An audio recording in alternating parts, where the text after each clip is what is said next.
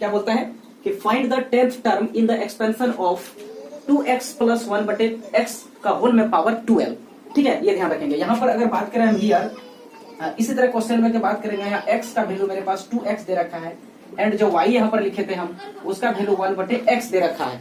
ठीक है, ये ठीक है। और ये साथ में n का जो वैल्यू है वो 12 दे रखा है यहाँ पर, और हमको फाइंड करना है कितना, ये 10th टर्म। ठीक है, 10th टर्म का मतलब होता है T10। ओके, और T10 का मतलब यहाँ पर इस फॉर्मेट में लिखेंगे तो ये 9 प्लस 1, राइट।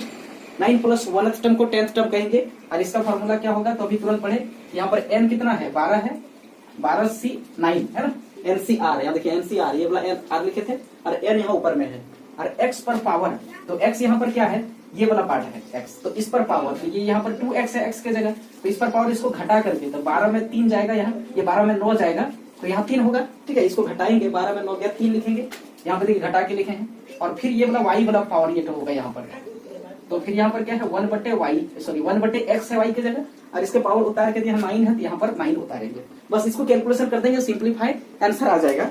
ठीक है, इसका 10th टर्म, तो मैंने इसके एक्सपेंशन करने के बाद जो 10th टर्म आएगा वो कितना होगा। तो देखो कैलकुलेशन जब करते हैं हम, तो ये देखिएगा कि NC12, ये 12C9 को हम 12C3 भी लिख सकते हैं शॉर्ट में, मैंने इसका पिछला वीडियो में सारी चीजें बताया था कैसे करते हैं इसको। ठीक है, कॉम्बिनेशन का कॉन्सेप्ट है। फिर इंटू ये देखिएगा कि ये 2 इंटू एक्स दोनों पर पावर में 3 है, तो ये 2 पर पावर में 3 था 8, और x पर पावर में यहाँ पर हो गया 3। फिर देखिए यहाँ पर क्या हो गया 1 बटे 9, x पर पावर 9 नीचे में चला गया।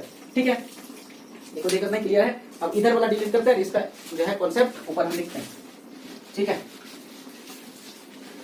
तो देखिए अब इसी का वैल्यू यहाँ पर हम लिख रहे हैं, तो ये कितना हो जाएगा कि 12C3 का मतलब है कि 12 को घटते क्रम में 3 बार लिखेंगे गुणा के फॉर्मेट में।